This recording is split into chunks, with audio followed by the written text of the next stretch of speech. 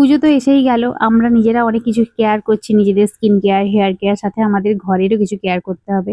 কারণ পুজো আসছে, শুধু নিজেরা সাজলেই হবে না, ঘর বাড়িটাকেও সুন্দর করে তুলতে হবে। তো সেই কারণে ঘরটাকে একটু ভালো করে পরিষ্কার করে গুছিয়ে রাখছি। এখন আমার বিছানাটা গোছানো হয়ে গেছে, যেটা আমার ঘরের সবথেকে প্রিয় জায়গা আরকি। তারপরে এই যে সব পর্দাগুলো আমি ধুয়েছিলাম সেগুলোই এখন লাগিয়ে রাখছি। আর ঘরবাড়ি পরিষ্কার করলে না আমার বেশ মনটাও ভালো হয়ে যায়। আমার রুমটাকে এমনিতেই আমি প্রায় উইকেন্ডে একবার করে পরিষ্কার রাখার চেষ্টা করি সবসময়। আর এখন তো পুজো এসে গেল মানে একটু এক্সট্রা পরিচর্যা করতেই হয়।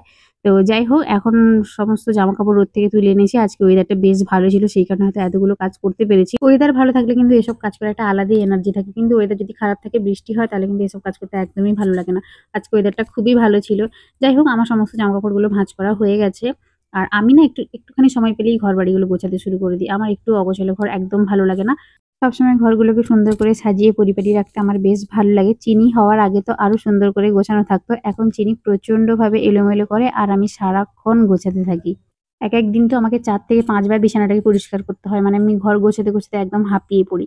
যাই হোক, কিছু করার নেই, এরকম দুষ্টু বাচ্চা থাকলে যা হয় বাড়িতে। আচ্ছা, তোমরা কারা আমার মতো এরকম ঘর গোছাতে ভালোবাসো? কমেন্ট করে জানিও। তো সমস্ত কিছু পরিষ্কার করার পর স্নান-টান করে রেডি হয়ে এখন আমি সবকিছু গুছিয়ে রাখছি। আর মোটামুটি আমার ঘরটাকেও গোছানো কমপ্লিট হয়ে গেছে। এই যে এখন ওর কম্পিউটার টেবিলটা একটু গুছিয়ে রাখছি। এই সমস্ত কিছু আমি ধুয়ে মুছে পরিষ্কার করেছি আজকে। এগুলো তো আর সবসময় করা হয় না, মাঝে মধ্যেই করা হয়। যাই হোক, চলো চিনিকেও খাইয়ে দিয়ে ঘুম পাড়িয়ে দিয়েছি। এখন আমি মোটামুটি ফ্রি। তো সব কাজ হয়ে গেছে, শুধুমাত্র আয়নাগুলো পরিষ্কার করা হয়েছিল না, তো সেই কারণে পরিষ্কার করে নিচ্ছি। আমার রুমের প্রত্যেকটা জিনিসই আমার ভীষণ শখের এবং ভীষণ পছন্দের বলতে পারো। আমি সবসময় চেষ্টা করি যতটা গুছিয়ে পরিষ্কার করে রাখা যায়। আর চিনি যে সমস্ত ট্রিগুলো আমি গুছিয়ে রাখি সেইগুলোকেও আজকে রোদে দিয়ে ভালো করে ঝেড়ে মুছে রেখেছি। এগুলো সব আলমারির ওপরেই তোলা থাকে, আর কোথাও রাখার জায়গা নেই। এমনিতেই অসংখ্য খেলনা ওর বাইরে বের করানো আছে, যেগুলো ও সারাক্ষণ খেলে। খেলে তো না, শুধুমাত্র ঢেলে ঘর নোংরা করে এই যা। চলো, আমার এই ছোট্ট সাজানো ঘরটা তোমাদের কেমন লাগলো কমেন্টে জানিও। আসছি নতুন একটা মিনি ব্লগ নিয়ে। টাটা!